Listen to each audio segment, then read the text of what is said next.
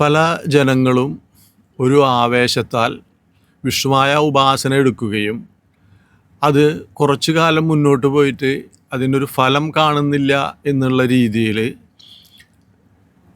പാതി വഴിയിൽ ഉപേക്ഷിക്കുന്ന ഒരുപാട് ആൾക്കാരുണ്ട്.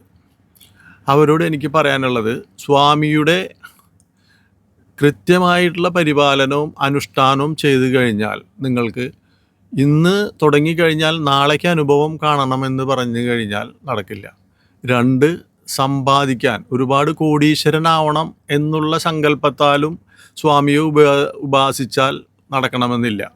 സ്വാമിയോട് കൂടെ നിന്ന് ആ പ്രാർത്ഥനയും അനുഷ്ഠാനങ്ങളും കൃത്യമായി ചെയ്തുകൊണ്ട് പോയി കഴിഞ്ഞാൽ ഓരോ ഘട്ടം ഘട്ടമായി മാത്രമാണ് വിഷ്ണുവായ സ്വാമിയുടെ ലൂടെ നമ്മൾക്ക് മോക്ഷം, അതായത് മോക്ഷം എന്ന് വെച്ച് കഴിഞ്ഞാൽ എല്ലാ രീതിയിലുള്ള ഐശ്വര്യങ്ങളും ആശീർവാദങ്ങളും കിട്ടി നമ്മൾക്ക് പറ്റുള്ളൂ. അപ്പോൾ അത് കുറച്ച് സമയം നമ്മളത് ചെയ്തതിന് ശേഷം ഒന്നും നമ്മൾക്ക് ആകുന്നില്ലല്ലോ എന്നുള്ളതിൽ നമ്മൾ പാതി വഴിയിൽ ഉപേക്ഷിച്ച് കഴിഞ്ഞാൽ ഇരട്ടി ദോഷമായിട്ടാണ് കാണാറുള്ളത്. പല വ്യക്തികളും നമ്മളെ സമീപിച്ചിട്ടുള്ളത്, ഞാൻ സ്വാമിയുടെ ഉപാസകനാണ്, സ്വാമിയുടെ നിത്യനിദാനമായിട്ട് നേദ്യം കൊടുക്കുന്നു, പ്രാർത്ഥിക്കുന്നു. ഈ പ്രാർത്ഥനയ്ക്കും സ്വാമിയുടെ ഒരു പ്രത്യേക സമ്പ്രദായമുണ്ട്. ആ സമ്പ്രദായത്തിലൂടെ പ്രാർത്ഥിച്ചാൽ മാത്രമാണ് അതിനൊരു ഫലപ്രാപ്തിയുള്ളൂ. രണ്ടാമതായിട്ട് പല മഠങ്ങളിൽ നിന്നും ഒരു മന്ത്രം മാത്രം പറഞ്ഞു കൊടുക്കും, അല്ലെങ്കിൽ അതൊരു സ്ലിപ്പ് കൊടുക്കും, അത് ജപിച്ചോളാനും പറഞ്ഞു. പക്ഷേ അത് ഒരിക്കലും ശരിയായിട്ടുള്ള ഒരു സമ്പ്രദായമല്ല. വിഷ്ണുവായനെ ഉപാസിക്കുമ്പോൾ അതിൽ ജപം വേണം, ധ്യാനം വേണം, മൂലമന്ത്രം വേണം. അതുപോലെ തന്നെ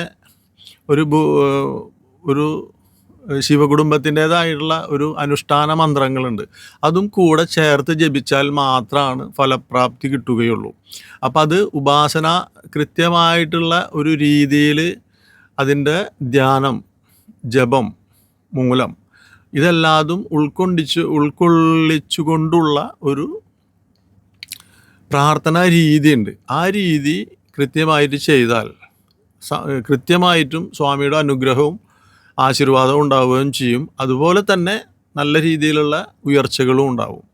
അത് നമ്മൾക്ക് പ്രത്യക്ഷത്തിൽ നമ്മൾ അനുഭവിച്ചിട്ടുള്ളതാണ്. അതുപോലെ തന്നെ പല വ്യക്തികൾക്കും നമ്മുടെ മഠത്തിൽ വന്നിട്ട് നമ്മളത് ഉപദേശിച്ചു കൊടുത്തിട്ട് ഇതുവരെ ഒരാൾ പോലും കീഴോട്ട് പോയിട്ടില്ല. നിന്ന അവസ്ഥയിൽ നിന്ന് അവർ മുന്നോട്ട് മാത്രമാണ് പോയിട്ട് ഉള്ള അനുഭവം നമ്മൾക്കുള്ളൂ.